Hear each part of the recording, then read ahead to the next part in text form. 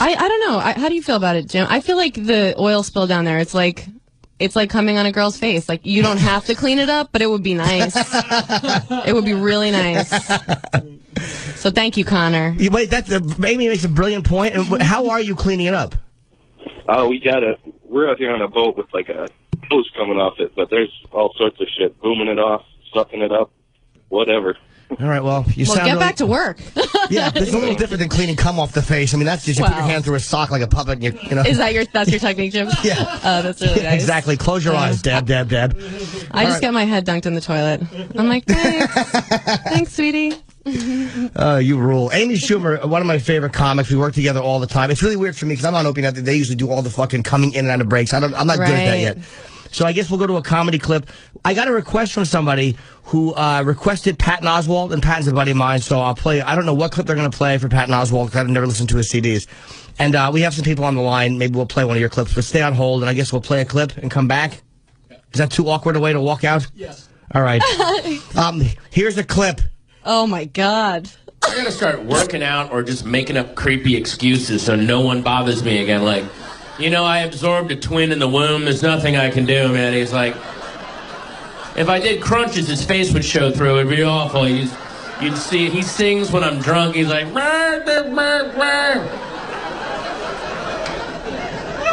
I'm eating this pizza for your benefit. It's for you that I'm eating it. This is a layer of courtesy fat.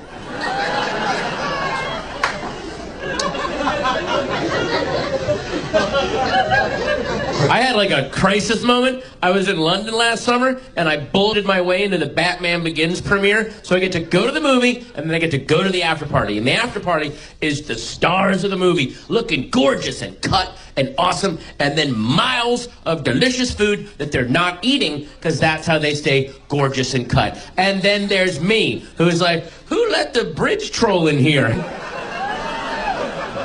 Did someone not answer his 3 questions and he escaped? This guy's creepy. I've got a key in my pocket. So I'm looking around. I was like, you know what? I'm going to make, because I wouldn't mind being in movies. I was like, you know what? I'm going to lose some weight because people in movies are thin. So I'm not going to eat any of this food tonight. I'm going to exert some willpower, man. Hal Jordan, let's do it. So I'm walking around, not eating anything, and miserable, the way movie stars are. Miserable and thin. So then I run into, of all people, Brian Dennehy.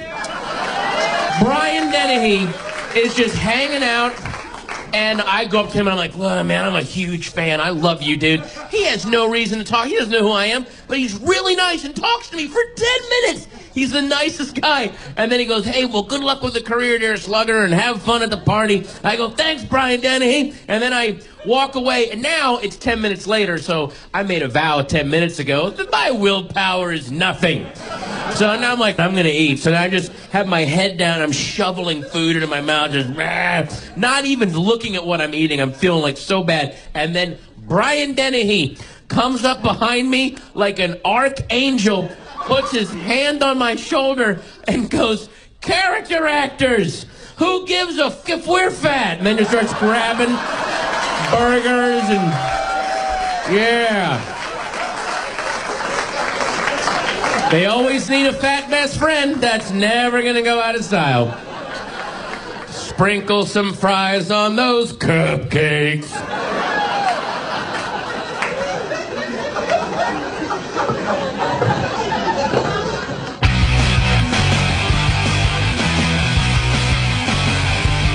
We're back with the Jim Norton Show. I feel like such a pompous ass saying that. It's hard, yeah. It really just happened to my low self-esteem. Yeah, like but I think it's just something you have to get over. Yeah, I think so, too. It's part of having a radio show is you have to introduce it. You just talk. Yeah. And so if anybody wants to call, the number is 866. I can't say 866 for some reason. 1-866-4-RAW-DOG is the number. We're on Sirius 104 XM 150. Now, Amy, one of my favorite acts, going to be where?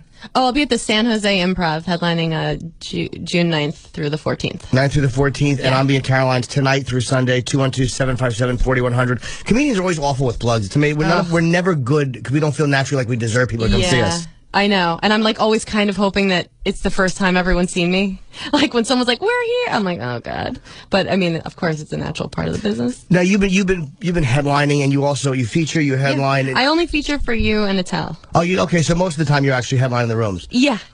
What's worse, and I've been through this many times, than when you're doing a gig and it's a light crowd and you see the staff sitting in the back and you know it's your fault. And they're not making any money because of you. Oh. Yeah, that's like every weekend for me. So are you experiencing that? A little bit. Yeah, for sure. Like, but I am also like, well, what do you expect? I'm a newer headliner, so you know, that's how I make myself feel better. I'm like, well, what did they expect? You start getting aggressive in your mind, like, well, fuck them. Totally. But I'm such a sensitive comic. Like, I'm such an asshole that I care if everyone on the staff likes me, like, more than the audience. I'm like, hey, is that bartender, like, mad? They're like, she just had an abortion. No. I'm like, oh, like, we think everything's, like, about us. It's self-centeredness in the extreme. Yeah. These S's are really loud, so I apologize. A lot of people complain about the bandwidth on this, so if it sounds like the bandwidth is kind of shitty, it's not my fault, so stop emailing me about it. I don't fucking program the satellite. People email you about bandwidth? Yeah, it's amazing. Dude, the sound quality. It's like, I don't run it like that. Fuck, it's like, just give me compliments. What are you? Exactly. I want accolades or nothing. That's it. I got a little bit of hate mail after the last one, which was kind of hate mail never bothers me, but I just respond hatefully back. What's in general, what kind of hate mail? Like, is there something people focus on with you? Yeah, you suck. I mean, just general. Yeah, they kind of get right to the point. Yeah. On Opie and Anthony, I've gotten much more of it, whether it's over Islam or race or whatever you're talking about. Okay, yeah. And you're like, well, people are going to disagree, of course. Yeah. Yeah, with girls, they go straight to physicality. They do, right? Yeah, boom, right away. And we're, like, so sensitive about that stuff, so it's like, oh, geez. But I don't have that. Affected by that I don't have that one thing that I'm really, like, insecure about, you know? Right. Like somebody wrote they posted all these things on YouTube of me on Opie and Anthony. Like, just, you know, a still shot of me and then playing the audio. And, so, like, it was all really nice, but one guy's like, she has fat arms, fuck her. And I'm like, okay. You know, it rolls right up. If I had that one thing, like, I used to be embarrassed because I thought my ass was too big, and now I'm like, no, like, I'm owning this shit. You know, I'm happy to have an ass now. And Amy got a lot of compliments. We walked by the fucking Shade Studios. They all, like, I thought a cell block opened up. Everybody ran out into the hallway. Yeah, you're right. It goes right to physicality. Yeah, for girls. Which is why it's like, you know, whenever they say women in comedy or the ladies of, I mean, I understand that, like, hey, you want to perform so women do it. But I never really cared about that stuff. Yeah, I know that. I know that's true about you. But also, I'm such a shallow chick. Like, when someone's like, you're hot, and like, if that stops, I'll be like, wait, what about, like, stop complimenting my charisma. Let's focus on my tits a little bit more. Like, what about, you know?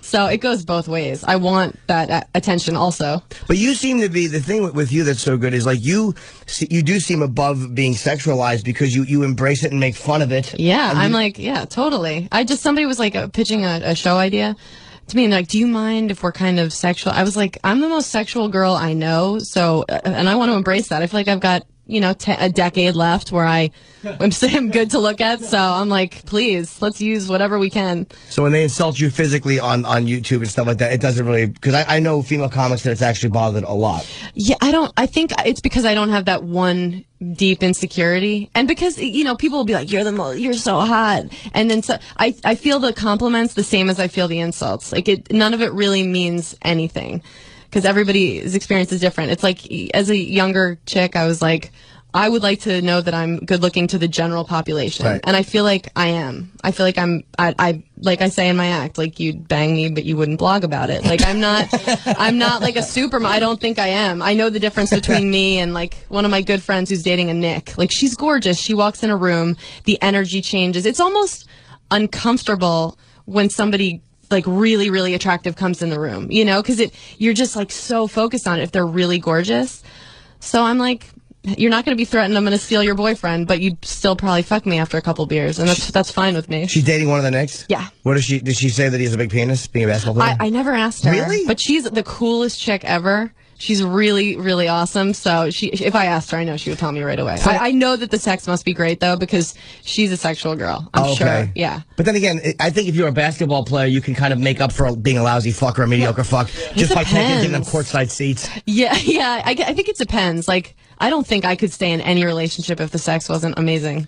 What constitutes, not graphically, physically, but like, what kind of a connection do you need for sex to be good? Like, for me, if love is involved, it fucking wrecks it. Like, I can love you after, but don't tell me you love me while I'm fucking. I've never said, I can swear on this, I've never said, slow down. I'm like, let's do this. Like, love has made me, with sex, it has made me really uncomfortable. Right. But I need there to be an intellectual, like, that makes it way better. Right. I've fucked really stupid, dumb as rocks guys before, and it's not anywhere near as good as someone who, I don't know what it is, like, just some connection. Like, you're a little bit afraid of them almost. I don't know. Right. Like, you're looking at each other like you want to kill each other. That's what I like. I have to be sexually attracted first, emotionally attracted second. Like, if I'm emotionally attracted first, like, oh, this person is terrific, and I don't really care about fucking them. But if I have lust, and like I want to smell their armpits and be a piece of garbage, then if I like them, it's like, wow, what a plus. But to me, the sexualizing has always got to be first. Right.